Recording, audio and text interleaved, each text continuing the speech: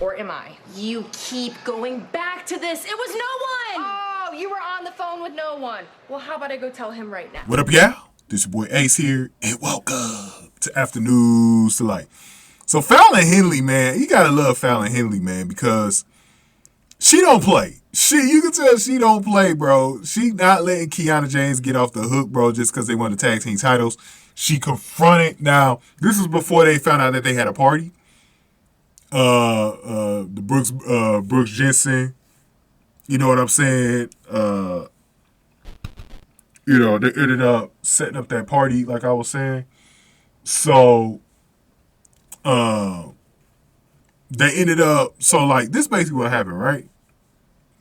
So they were walking, and Fallon Henley found a way to confront Kiana James about the match. She replayed the match, and we knew, because a lot of y'all even been telling me in the community tabs and stuff like that, or underneath the videos, that eventually Fallon Henley is going to get tired of Kiana James cheating in these matches, because that's how Kiana James and Katie Carter didn't get the shots. And she says it's only fair to give them that rematch, but James is kind of like, eh. And then Henley confronted her about that phone call. Like, she really believes that James was talking to somebody suspicious on that phone call, and she's just not letting it out of the bag. And she's like, she was going to tease, snitching on James about it. But, luckily for Kiana James, she was let off the hook, because when they entered the break room, they ended up finding out that a bunch of developmental wrestlers threw a surprise party.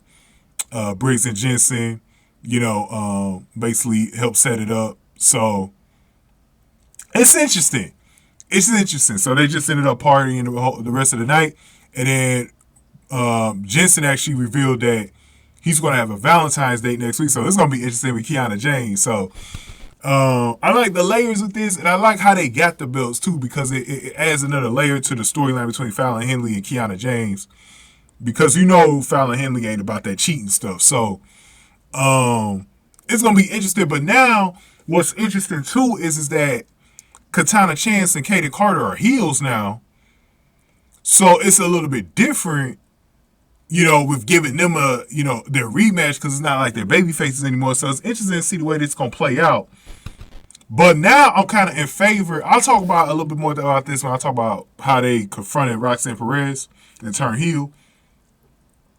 I'm going to talk about how I think maybe keeping the titles off of them now makes a lot more sense than putting them back on them, like I was thinking of what they were going to do. Because they need to go to the main roster too, Kiana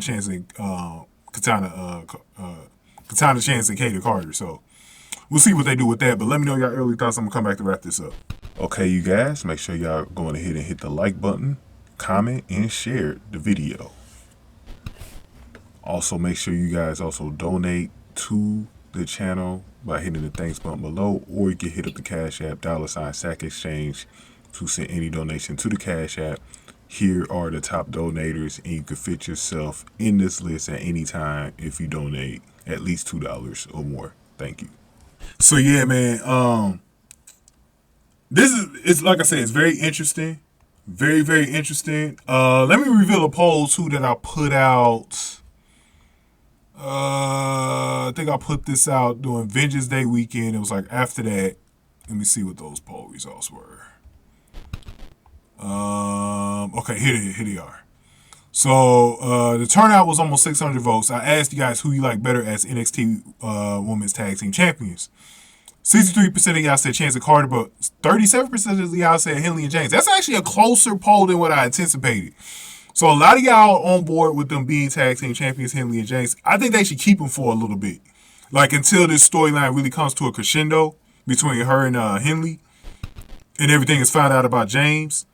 And Chance and Carter, I will prepare them for the main roster, because they need to join Damage Control. I think they need to, when they come on up, since they're heels now, they should join Damage Control, bro.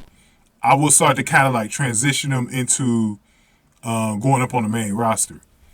So we'll see what they do with it, man. I'm going to touch upon it when I touch upon that video, though. But thank y'all for watching and voting in that poll. Afternoons to light.